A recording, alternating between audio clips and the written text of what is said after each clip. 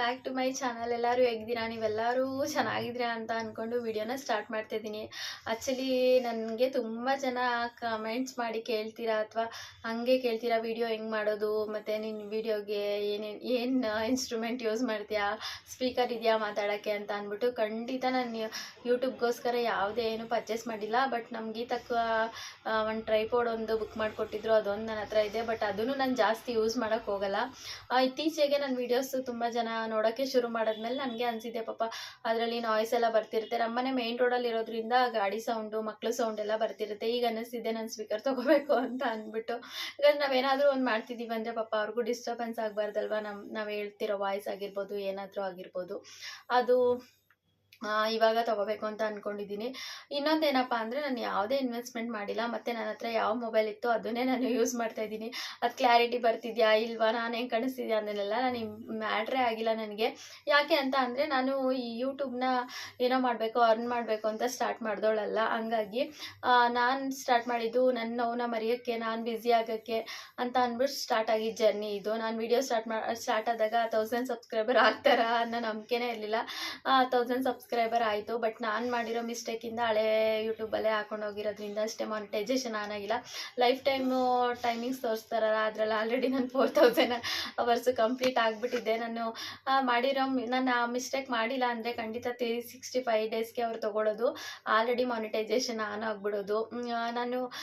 ನನಗೇನು ಗೊತ್ತು, ನನ್ನ ಅನುಭವದಲ್ಲಿ ಕೆಲವೊಂದಷ್ಟು ಹೆಣ್ಮಕ್ಳಿಗೆ ಯೂಸ್ ಆಗ್ಬೋದು, ಕೆಲವೊಂದಷ್ಟು ಹೆಣ್ಮಕ್ಳಿಗೆ ಒಂದು ಸ್ಫೂರ್ತಿ ಸಿಗ್ಬೋದು ಅನ್ನೋಕ್ಕೋಸ್ಕರ ಈ ವಿಡಿಯೋನ ಸ್ಟಾರ್ಟ್ ಮಾಡಿದ್ದು. ಇವಾಗ ಅನ್ನಿಸ್ತಾ ಇದೆ ತುಂಬ ಜನ ನೋಡೋದ್ರಿಂದ ನಾವು 100% ಮಾಡಬೇಕು ಅಂತ ಅಂದ್ಕೊತೀನಿ.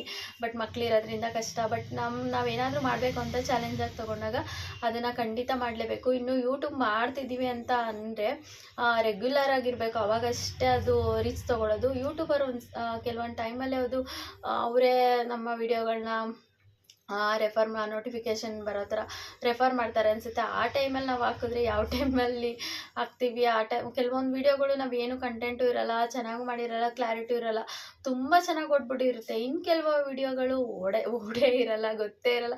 ಎಷ್ಟು ಚೆನ್ನಾಗಿ ಮಾಡಿರ್ತೀವಿ, ಅವ್ರಿಗೆ ಎಷ್ಟು ಕಷ್ಟಪಟ್ಟು ಮಾಡಿರ್ತೀವಿ, ಓಡೇ ಇರೋಲ್ಲ. ಅದಕ್ಕೆ ನಾನು ಮುಂಚೆ ಎಲ್ಲ ನಾನು ಯಾವತ್ತೂ ವ್ಯೂಸ್ ಎಷ್ಟಾಗಿದೆ ಅಂತ ಅಂದ್ಬಿಟ್ಟು ನಾನು ಯೋಚನೆ ಮಾಡಲಿಲ್ಲ.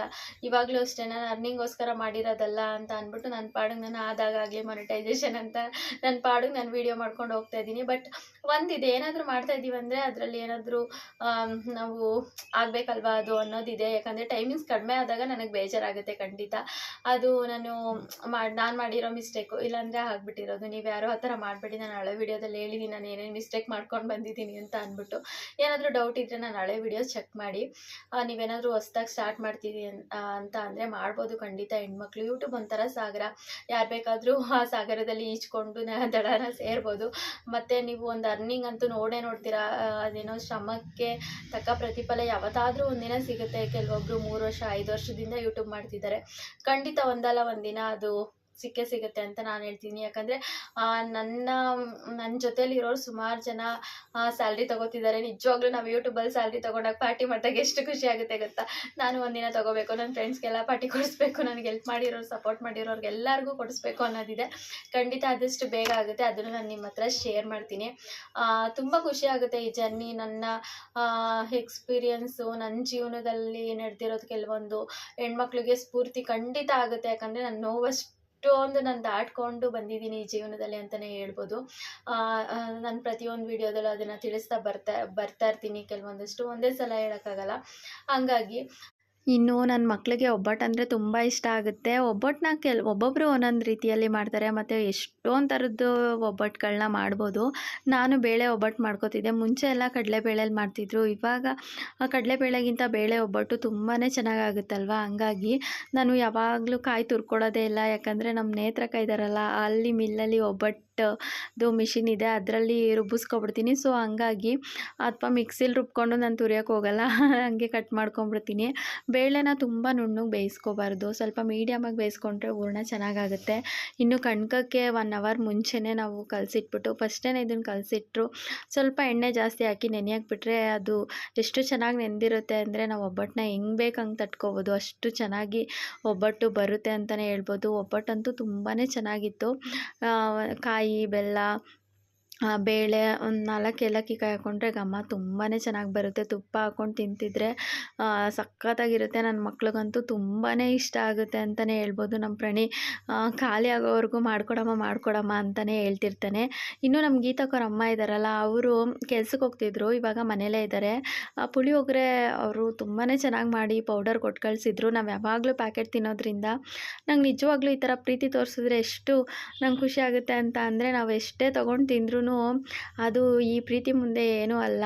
ಅವ್ರು ಮಾಡಿರೋದು ನಮಗೆ ಒಂಥರ ಖುಷಿ. ಮಾಡಿಬಿಟ್ಟು ಕೊಡ್ತಾರಲ್ವ ತಿನ್ನಲಿ ಅಂತ ಅಂದ್ಬಿಟ್ಟು ಅದೆಷ್ಟು ಖುಷಿ ಆಗುತ್ತೆ. ನಮ್ಮವರು ಕೆಲವೊಂದು ಸಲ ಈ ಥರ ಮಾಡಲ್ಲ. ಹಾಗಾಗಿ ಸಿಕ್ಕಾಪಟ್ಟೆ ಖುಷಿ ಆಯಿತು. ಅದು ಹೇಗೆ ಒಗ್ಗರಣೆ ಮಾಡಿಕೊಂಡೆ ಅಂತ ಅಂದ್ಬಿಟ್ಟು ಶೇರ್ ಮಾಡ್ತಾಯಿದ್ದೀನಿ. ತುಂಬ ಈಸಿಯಾಗಿ ಪ್ರತಿಯೊಂದು ನಾನೆಲ್ಲ ಹಾಕ್ಬಿಟ್ಟಿದ್ದೀನಿ, ನೀನೇನೂ ಹಾಕ್ಬೇಡ ಅಮ್ಮ, ಬರೀ ಒಗ್ಗರಣೆ ಮಾಡ್ಕೊ ಅಂತ ಹೇಳಿದರು. ಸೊ ಹಂಗಾಗಿ ನಾನು ಫಸ್ಟಿಗೆ ಕಡಲೆಬೀಜ, ಕಡಲೆಬೇಳೆ, ಸ್ವಲ್ಪ ಗೋಡಂಬಿ, ಉದ್ದಿನಬೇಳೆ ಎಲ್ಲ ಹುರ್ಕೊಂಡು ಫಸ್ಟಿಗೆ ಎತ್ತಿಕೊಬಿಡ್ತೀನಿ.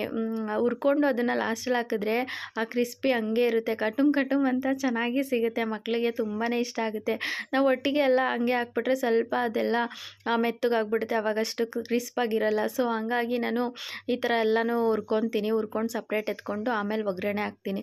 ಪ್ಯಾಕೆಟ್ ಏನಾದರೂ ತೊಗೊಂಡು ಬಂದರೆ ನಾವು ಸ್ವಲ್ಪ ಹುಣಸೆಹಣ್ಣು, ಬೆಲ್ಲ ಎಲ್ಲ ಯೂಸ್ ಮಾಡ್ತೀನಿ. ಸೊ ಇದಕ್ಕೆ ಅಮ್ಮನೇ ಫಸ್ಟೇ ನಾನು ಹುಣಸೆಹಣ್ಣು, ಬೆಲ್ಲ ಎಲ್ಲ ಹಾಕಿ ಮಾಡಿದ್ದೀನಿ ಕಣ್ರೆ ಅಂತ ಹೇಳಿತ್ತು, ಪುಳಿಯೋಗರೆ ಅದು ಪೌಡರು ಕೊಡಬೇಕಾದ್ರೆ. ಸೊ ಹಂಗಾಗಿ ನಾವು ಏನೂ ಹಾಕೋಕ್ಕೆ ಹೋಗಲಿಲ್ಲ. ತುಂಬ ಈಸಿಯಾಗಿ ಇದು ಪುಳಿಯೋಗರೆ ಮಾಡ್ತಿರ್ಬೇಕಾದ್ರೆ ಮನೆಯೆಲ್ಲ ಎಷ್ಟು ಘಮ ಬರ್ತಾಯಿತ್ತು ಅಂತ ಅಂದರೆ, ನಾನು ಖಂಡಿತ ಈ ರೆಸಿಪಿನ ಮಾಡಿಕೊಳ್ಳೇಬೇಕು ಅಂತ ಅನ್ನಿಸ್ತು. ಪುಳಿಯೋಗರೆ ಪೌಡರ್ನ ನಾನು ಮಾಡಲೇಬೇಕು ಅಂತ.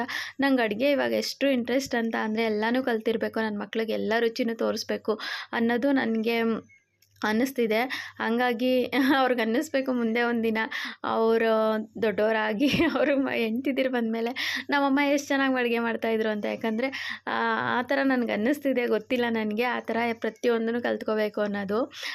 ಫಸ್ಟಿಗೆ ಎಣ್ಣೆ ಹಾಕ್ಕೊಂಡು ಸಾಸಿವೆ, ಬೆಳ್ಳುಳ್ಳಿ, ಕರಿಬೇವು ಇಷ್ಟೇ ಹಾಕ್ಕೊಂಡಿದ್ದು. ಒಗ್ಗರಣೆಗೆ ಇನ್ನೇನೂ ಹಾಕ್ಕೊಂಡಿಲ್ಲ. ಆಸ್ ಯೂಶುವಲ್ ಎಲ್ಲರೂ ನೀವೆಲ್ಲ ಹೇಗೆ ಮಾಡ್ತೀರಾ ಹಂಗೆ ಮಾಡಿದ್ದಿದ್ದು. ಬಟ್ ಹಿಂಗಿಷ್ಟು ಚೆನ್ನಾಗಿತ್ತು ಅಂದರೆ, ಟೆಂಪಲ್ಗಳೆಲ್ಲ ಪ್ರಸಾದ ಕೊಡ್ತಾರಲ್ಲ ಪುಳಿಯೋಗರೆ, ಅಷ್ಟು ಚೆನ್ನಾಗಿತ್ತು. ನಾನು ಪುಳಿಯೋಗರೆ, ಚಿತ್ರಾನ್ನ ಅಷ್ಟು ಲೈಕ್ ಮಾಡಲ್ಲ, ನಾನು ತಿನ್ನೋಕ್ಕೂ ಹೋಗಲ್ಲ. ಬಟ್ ಇದಂತೂ 2 ಸಲ ತಿಂದಿದ್ದೀನಿ ಹಾಕ್ಕೊಂಡು, ಅಷ್ಟು ಚೆನ್ನಾಗಿತ್ತು ಅಂತಲೇ ಹೇಳ್ಬೋದು. ಬೆಳ್ಳುಳ್ಳಿ ಚೆನ್ನಾಗಿ ಫ್ರೈ ಆದಮೇಲೆ ನಾನು ಸಿಪ್ಪೆ ತೆಗ್ದುಬಿಟ್ಟೆಲ್ಲ ಮಾಡ್ತಾರೆ. ಸೊ ಸಿಪ್ಪೆಲೇ ಅದು ಏನು ಹೇಳ್ತಾರೆ, ಪ್ರೋಟೀನ್ಸ್ ಎಲ್ಲ ಇರೋದ್ರಿಂದ ಆ ಸಿಪ್ಪೆ ತೆಗಿಯೋಕ್ಕೆ ಹೋಗಲ್ಲ ನಾನು ಬೆಳ್ಳುಳ್ಳಿದನ್ನು ಯಾವಾಗಲೂ ಹಂಗೆ ಮಾಡ್ಕೋತೀನಿ. ಅದ್ರ ಘಮ ಎಲ್ಲ ಸಖತ್ತಾಗಿತ್ತು. ಇದನ್ನು ಫಸ್ಟೇ ಪೌಡರ್ಗೆಲ್ಲ ಹುರ್ಕೊಂಡು ಅವರು ಪೌಡರ್ ಮಾಡಿರೋದ್ರಿಂದ ನಾವು 1-2 ಮಿನಿಟ್ಸ್ ಈ ಥರ ಬಾಣಲಿಗೆ ಹಾಕಿ ಮಾಡಿದ್ರೆ ಆಗೋಗುತ್ತೆ. ಜಾಸ್ತಿ ಏನು ಫ್ರೈ ಮಾಡೋ ಅವಶ್ಯಕತೆ ಇರಲಿಲ್ಲ. 1-2 ಮಿನಿಟ್ಸ್, 10 ಮಿನಿಟ್ಸ್ಗೆಲ್ಲ ಹಾಗೆ ಹೋಗುತ್ತೆ ಈ ಪುಳಿಯೋಗರೆ ಗೊಜ್ಜು. ಅಷ್ಟು ಚೆನ್ನಾಗಿತ್ತು ಅಂದರೆ ಅಷ್ಟು ಚೆನ್ನಾಗಿತ್ತು. ನೆಕ್ಸ್ಟ್ ಟೈಮ್ ಅಮ್ಮ ಏನಾದರೂ ಮಾಡಿದ್ರೆ ಖಂಡಿತ ನಿಮ್ಮ ಹತ್ರನೂ ರೆಸಿಪಿನ ಶೇರ್ ಮಾಡ್ತೀನಿ. ಅಷ್ಟು ಇಷ್ಟ ಆಗಿದೆ ನನಗೆ, ನನಗೂ ಯೂಸ್ ಆಗುತ್ತೆ. ಇನ್ನು ಅದನ್ನೆಲ್ಲ ಮಿಕ್ಸ್ ಆದಮೇಲೆ ನಾನು ಏನು ಹುರ್ಕೊಂಡಿರ್ತೀನಿ, ಕಡಲೆಬೇಳೆ, ಕಡಲೆಬೀಜ, ಆಗ ಉದ್ದಿನಬೇಳೆ, ಗೋಡಂಬಿ ಎಲ್ಲ ಹಾಕ್ಕೊಂಡು ಎಲ್ಲ ಮಿಕ್ಸ್ ಮಾಡಿ ಒಂದು ಸ್ವಲ್ಪ ರುಚಿಗೆ ಸಾಲ್ಟ್ ಹಾಕ್ಕೊಂಡು ಕೊತ್ತಂಬರಿ ಸೊಪ್ಪನ್ನ ಉದುರಿಸ್ಕೊಂಡು ತಿಂತಾಯಿದ್ರೆ ಬಿಸಿ ಬಿಸಿ ರೈಸ್ಗೆ ಅಷ್ಟು ಸಖತ್ತಾಗಿರ್ತಂದರೆ ಸಖತ್ತಾಗಿತ್ತು. ಗೀತಕ್ಕಂಗೂ ಕೊಟ್ಟು ಕಳಿಸಿದ್ರು. ಇವತ್ತು ಇಬ್ರದ್ದು ಸೇಮು ತಿಂಡಿ, ಇಬ್ಬರು ತುಂಬಾ ಇಷ್ಟ ಆಯಿತು ಅಂತಲೇ ಹೇಳ್ಬೋದು. ನಮಗೆ ಈ ಥರ ಮಾಡಿ ಕೊಟ್ಟು ಕಳಿಸ್ದಾಗ ನನಗೆ ಪ್ರತಿ ಸಲನೂ ನಮ್ಮಮ್ಮ ನೆನಪಾಗ್ತಾರೆ. ನಮ್ಮಮ್ಮ ನನಗೆ ಏನು ಮಾಡಿದ್ರು ತಗೊಬರೋರು ಅವರು. ಪಾಪ ಅಲ್ಲಿ 4 ಹೂವು ಬಿಟ್ಟಿದ್ರು ಅದನ್ನು ಕಿತ್ಕೊಂಡು ಬಾಕ್ಸ್ಗೆ ಹಾಕೊಬರ್ತಿದ್ರು. ಅದೆಲ್ಲ ನೆನಪಾಗ್ತಾಯಿತ್ತು. ನೀನು ತೊಗೊಂಡೋಗು, ಮಾಡಿಕೊಡು ಅದನ್ನು ಮಾಡೋದು ಹೆಂಗೆ ಅಂತಲೂ ಹೇಳ್ಕೊಟ್ರು. ಏನೇನು ಹಾಕ್ಬಿಟ್ಟು ಇಷ್ಟೇ ಮಾಡು, ನಾನು ಎಲ್ಲ ಹಾಕಿದ್ದೀನಿ ಅಂತಲೂ ಹೇಳ್ಕೊಟ್ರಲ್ವ, ಅದು ತುಂಬಾ ಖುಷಿ ಆಯಿತು ಅಂತ ಹೇಳ್ಬೋದು. ಎಲ್ಲರಿಗೂ ಈ ಥರ ಫ್ರೆಂಡ್ಸ್ ಸಿಗ್ತಾರೆ. ಫ್ರೆಂಡ್ಸ್ ಅತ್ತೆದಿರು ಫ್ರೆಂಡ್ಸ್ ಆಗೋದು ಇನ್ನೂ ನನ್ನ ಪುಣ್ಯ ಅಂತಲೇ ಹೇಳ್ಬೋದು. ಇನ್ನು ಮಕ್ಕಳು ಪುಳಿಯೋಗರೆ ತಿನ್ನಲ್ಲ ಅಲ್ವಾ, ಅವ್ರಿಗೆ ಶಾವಿಗೆ ಉಪ್ಪಿಟ್ಟು ಮಾಡಿಕೊಟ್ಟಿದ್ದೆ. ಇನ್ನು ಇವತ್ತಿನ ತಿಂಡಿ ಅಂತೂ ತುಂಬಾ ಚೆನ್ನಾಗಿತ್ತು. ಮತ್ತು ಅಡುಗೆಗೂ ನಾನು ಆಲ್ರೆಡಿ ಎಲ್ಲ ರೆಡಿ ಮಾಡಿಕೊಂಡು ಸಾಂಬಾರು ಮಾಡೋಕ್ಕೂ ರೆಡಿ ಮಾಡ್ಕೊಂಡಿದ್ದೆ. ಯಾಕಂದರೆ ಟೈಮ್ ಆಗೋದೇ ಗೊತ್ತಾಗಲ್ಲ, ಎಷ್ಟು ಬೇಗ ಆಗೋಗುತ್ತೆ ಅಂದರೆ. ಮನೇಲಿ ನಾವು ಹೆಂಗೆ ಎದೊಳ್ತೀವೋ ಗೊತ್ತಿಲ್ಲ, ಅಷ್ಟು ಕೆಲಸ ಇರುತ್ತೆ. ಡೈಲಿ ಬಾಗಿಲು ತೊಳೆಯೋದು, ರಂಗೋಲಿ ಹಾಕೋದು, ಅದು ಡೈಲಿ ಹೆಣ್ಮಕ್ಳು ಕೆಲಸ. ಆವಾಗಲೇ ಮನೆ ಚೆನ್ನಾಗಿರುತ್ತೆ. ಇವತ್ತು ಡಿಫ್ರೆಂಟಾಗಿ ರಂಗೋಲಿ ಹಾಕೋಣ ಅಂತ ಹಾಕಿದ್ದೆ. ಯಾಕೆ ಹಾಕಿದ್ದೆ ಅಂತ ಅಂದರೆ ನಕ್ಬಿಡ್ತೀರ, ಅದಕ್ಕೆ ಹೇಳೋಕ್ಕೋಗಲ್ಲ. ಸೊ ಹಂಗಾಗಿ ಇನ್ನೊಂದು ಸಲ ಶೇರ್ ಮಾಡ್ಕೋಬೇಕು ಅಂದರೆ ನಾನು ಅದನ್ನು ಶೇರ್ ಮಾಡ್ತೀನಿ. ಎಷ್ಟು ಮರವು ಬಂದಿದೆ ಅಂತ ಅಂದರೆ, ನೆನಪಲ್ಲಿ ಇದ್ದಿದ್ದನ್ನು ಮರ್ತೋಗಿದೆ ಅಂದರೆ ಏನು ಮಾಡೋದು ಗೊತ್ತಿಲ್ಲ. ಹೆಣ್ಮಕ್ಳಿಗೆ ಡೆಲಿವರಿ ಆಗೋ ಟೈಮ್ ಆದಮೇಲೆ ಈ ಥರ ಎಲ್ಲ ಪ್ರಾಬ್ಲಮ್ಸು ಆಗ್ತಿರುತ್ತೆ. ಸೊ ಅದನ್ನೆಲ್ಲ ಏನು ಮಾಡೋಕ್ಕಾಗಲ್ಲ. ಅದು ಏನು ಪ್ರಕೃತಿನ ಏನೋ ಗೊತ್ತಿಲ್ಲ. ಅದು ನಮ್ಮ ಹೆಣ್ಮಕ್ಳಿಗೆ ಅದು ಆಗೋದೆಲ್ಲ ಮೈನಸ್ಸೇ. ಅವ್ರು ತುಂಬಾ ಸಫರ್ ಮಾಡ್ತಾರೆ ಆ ಮಕ್ಕಳು. ಆದಮೇಲಂತೂ ನಿಜವಾಗ್ಲೂ ಅಷ್ಟು ಶಕ್ತಿನ ಕಳ್ಕೊಂಡಿರ್ತಾರೆ, ನೆನಪಿನ ಶಕ್ತಿನೂ ಕಳ್ಕೊತಾರೆ ಅನ್ನೋದು ತುಂಬಾ ಬೇಜಾರಾಗ್ತಿದೆ ನನಗೆ. ಯಾಕಂದರೆ ನಾನು ಈ ರಂಗೋಲೆ ಬಿಟ್ಟಿದ್ದೀನಲ್ಲ, ಅದಕ್ಕೆ ಹೇಳ್ತಾ ಇದ್ದೀನಿ. ಅದು ಯಾಕೆ ಅಂತ ಅಂದರೆ ನೆಕ್ಸ್ಟ್ ವಿಡಿಯೋದಲ್ಲಿ ಅಕಸ್ಮಾತ್ ನಾನು ನಿಮ್ಮ ಹತ್ರ ಶೇರ್ ಮಾಡಬೇಕು ಅಂತ ಅನಿಸಿದ್ರೆ ಖಂಡಿತ ಹೇಳ್ತೀನಿ. ಇನ್ನು ಯೂಟ್ಯೂಬ್ ಮಾಡಬೇಕು ಅಂತ ಅಂದ್ಕೊಂಡಿರೋರು ನನ್ನ ಫ್ರೆಂಡ್ಸ್ ತುಂಬ ಜನ ಕೇಳ್ತಾರೆ, ಹೆಂಗೆ ಎಡಿಟ್ ಮಾಡ್ತೀಯಾ, ಹೆಂಗೆ ವಾಯ್ಸ್ ಓವರ್ ಕೊಡ್ತೀಯಾ ಅಂತ ಕೇಳ್ತಾ ಇರ್ತೀರ. ಖಂಡಿತವಾಗ್ಲೂ ನಾನು ಹೇಳ್ಕೊಡ್ತೀನಿ. ಯೂಟ್ಯೂಬ್ ಒಂಥರ ಸಾಗರ ಇದ್ದಂಗೆ, ಯಾರೆಲ್ಲಾದರೂ ತೊಗೊಂಡೋಗಿ ನಿಲ್ಲಿಸುತ್ತೆ. ಯಾರು ಎಷ್ಟು ಬೇಗ ಬೆಳಿಬೋದು. ಕೆಲವೊಬ್ಬರು ತುಂಬ 5-6 ವರ್ಷದಿಂದ ಸಫರ್ ಆಗ್ತಿರ್ತಾರೆ. ಇನ್ನು ಕೆಲವೊಬ್ಬರು ಬೇಗ ಬೆಳೆದ್ಬಿಟ್ಟಿರ್ತಾರೆ. ಒಂದೇ ವಿಡಿಯೋದಲ್ಲಿ ಅವರು ಫೇಮಸ್ ಆಗಿಬಿಟ್ಟಿರ್ತಾರೆ. ಫೇಮಸ್ ಎಲ್ಲ ಆಗೋದು ಬೇಡ, ನಮ್ಮ ನೆನಪಿಗೊಂದು ಸ್ವೀಟ್ ಮೆಮೊರೀಸ್ ಆಗಿ ನಮ್ಮ ವೀಡಿಯೋಸ್ಗಳೆಲ್ಲ ಉಳಿಲಿ ಅನ್ನೋಕ್ಕೋಸ್ಕರ ನಾನು ಸ್ಟಾರ್ಟ್ ಮಾಡಿದ್ದು. ಈ ಜರ್ನಿ ಒಂಥರ ನನಗೆ ಖುಷಿ ಕೊಟ್ಟಿದೆ, ಕೆಲವೊಂದು ನೋವನ್ನ ಮರೆಸಿದೆ. ಮತ್ತು ನನ್ನ ಅನುಭವನ ಎಷ್ಟೊಂದು ಜನದ ಹತ್ರ ಶೇರ್ ಮಾಡಿದಾಗ ಅದು ನನ್ನ ಭಾವನೆಗಳಿಗೆ ಮೆಸೇಜ್ ಮುಖಾಂತರ ಸಮಾಧಾನ ಸಿಕ್ಕಿದೆ. ಅದು ನನಗೆ ತುಂಬಾ ಖುಷಿ ಕೊಡ್ತಿದೆ. ಹಂಗಾಗಿ ನಾನು ಕಂಟಿನ್ಯೂ ಮಾಡ್ತಾಯಿದ್ದೀನಿ ಅಷ್ಟೇ. ಇಲ್ಲಾಂದರೆ ನಾನು ಮಾಡೋಕ್ಕೆ ಹೋಗ್ತಿರಲಿಲ್ಲ. ಈ ಯೂಟ್ಯೂಬ್ ಜರ್ನಿಲಿ ನಂಗೆ ತುಂಬ ಜನ ಫ್ರೆಂಡ್ಸ್ ಸಿಕ್ಕಿದ್ದಾರೆ. ನನಗಿರೋ ಡೌಟ್ನ ಕ್ಲಿಯರ್ ಮಾಡ್ತಿದ್ದಾರೆ. ಗೀತಕ್ಕ ನನಗೆ ಪ್ರತಿ ಸಲವೂ ಅವರು ಯಾವಾಗಲೂ ನನ್ನ ಜೊತೆ ಇರ್ತಾರೆ. ಬಟ್ ಇನ್ನು ಇವಾಗ ಎಕ್ಸ್ಟ್ರಾ ಫ್ರೆಂಡ್ಸ್ ಎಲ್ಲ ಸಿಕ್ಕಿದ್ದಾರೆ ಯೂಟ್ಯೂಬರ್ಸು. ಅದರಲ್ಲೆಲ್ಲ ಮೆಸೇಜ್ ಮಾಡ್ತಿರ್ತೀರಾ, ಹೆಂಗೆ ಮಾಡ್ತೀರಾ ನೀವು, ವಾಯ್ಸ್ ಓವರ್ ಎಲ್ಲ ಹೆಂಗೆ ಕೊಡ್ತೀರಾ, ಸ್ಪೀಕರ್ ಯೂಸ್ ಮಾಡ್ತೀರಾ ಅಂತ. ಖಂಡಿತ ನಾನು ಯಾವುದೇ ಸ್ಪೀಕರ್ ಎಲ್ಲ ಯೂಸ್ ಮಾಡಲ್ಲ, ಹಂಗೆ ಮೊಬೈಲ್ ಇಟ್ಕೊಂಡು ವಾಯ್ಸ್ ಓವರ್ ಕೊಡೋದು. ನೆಕ್ಸ್ಟು ನಾನು ಆ್ಯಕ್ಚುಲಿ ಮಾಡಬೇಕು ಅನ್ನೋದಿದೆ.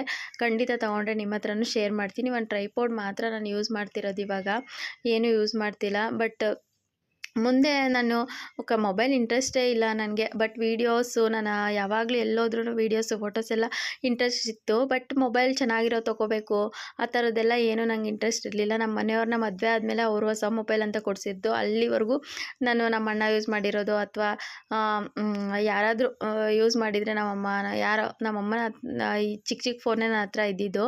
ನಮ್ಮ ಮನೆಯವ್ರ ಮದುವೆ ಆದಮೇಲೆ ಅವರು ಸ್ಮಾರ್ಟ್ ಫೋನ್ನ ಹೊಸದು ಕೊಡಿಸಿದ್ದಂತ ಅದೇ ಫಸ್ಟು. ಅದಾದಮೇಲೆ ಅವರು ಮತ್ತೆ ಫೋನ್ ತೊಗೊಂಡ್ರು, ಇದು ನೀನೇ ಯೂಸ್ ಮಾಡು ಅಂದರು. ಬಟ್ ನನಗೆ ಯಾಕೋ ಇಂಟ್ರೆಸ್ಟ್ ಇರಲಿಲ್ಲ. ಹೊಸ ಫೋನ್ನ ಅವ್ರಿಗೆ ಕೊಟ್ಬಿಟ್ಟು ಅವ್ರ ಹತ್ರ ಇದ್ದಿದ್ದ ಫೋನ್ನ ನಾನು ಯೂಸ್ ಮಾಡ್ತಿದ್ದಿದ್ದು. ನನಗೆ ಯಾವ ಕ್ಲಾರಿಟಿ ಬರ್ತಿದೆಯಾ, ಚೆನ್ನಾಗಿ ಬರ್ತಿದೆಯಾ ಅದನ್ನೆಲ್ಲ ನಾನು ಮ್ಯಾಟ್ರೇ ಆಗಲಿಲ್ಲ ನನಗೆ. ಯಾಕಂದರೆ ನನ್ನ ಇಂಟೆನ್ಷನು ಬ್ಯುಸಿ ಆಗಬೇಕು.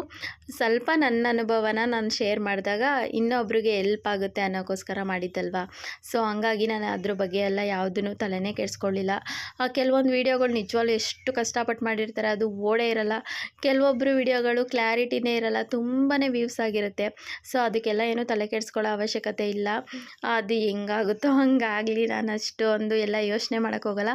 ಬಟ್ ವಾಯ್ಸ್ ಮಾತಾಡಬೇಕಾದ್ರೆ ನಮ್ಮನೆ ರೋಡ್ ಸೈಡಲ್ಲಿರೋದ್ರಿಂದ ಗಾಡಿಗಳು, ಮಕ್ಕಳದು ನಾಯ್ಸ್ ಎಲ್ಲ ಬರ್ತಿರುತ್ತೆ.